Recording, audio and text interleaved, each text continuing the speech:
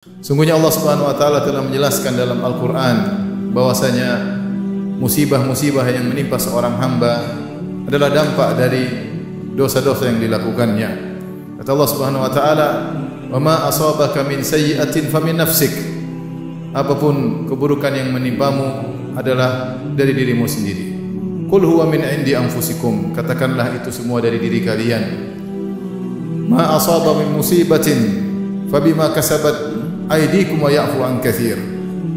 Tidak ada musibah yang menimpa kalian, musibah apapun kecuali akibat ulah tangan kalian sendiri.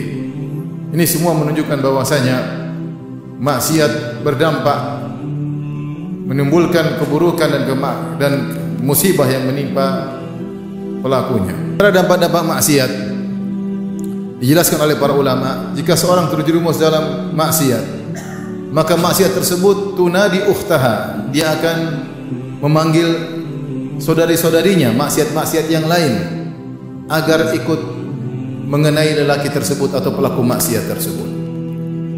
Oleh karenanya kata Allah Subhanahu wa taala, "Wa may yaqtarif hasanatan nazid lahu fiha husna." Kata Allah Subhanahu wa taala, siapa yang berbuat kebaikan, maka kami akan tambahkan kebaikan baginya. Mafhum mukhalafahnya, kebalikannya, siapa yang melakukan maksiat maka dia akan terjerumus dalam maksiat-maksiat yang lain. Allah berfirman, "Falamma zagu azagallahu qulubahum." Tatkala mereka menyimpang, maka Allah menyimpangkan lagi hati mereka. Jika seorang sudah terjerumus dalam kubangan maksiat dan dia bergelimang dengan kemaksiatan, maka biasanya dia tidak hanya cukup pada satu maksiat saja, maka dia akhirnya akan terkotori dengan maksiat-maksiat yang lain. Karena maksiat yang dia lakukan akan memanggil teman-temannya maksiat-maksiat yang lain agar berkumpul bersatu pada lelaki tersebut atau pada pelaku maksiat tersebut. Ini yang terjadi.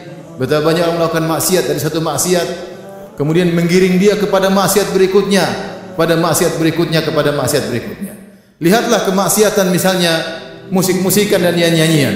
Betapa banyak kita lihat kenyataan seorang penyanyi, pemusik akhirnya terjerumus pada maksiat yang lain. Minum khamar misalnya. Tidak sampai di situ, terjerumus pada maksiat yang lain lagi, misalnya narkoba. Tidak cukup di situ, bersambung pada maksiat yang lain lagi, misalnya zina dan selingkuh dan seterusnya.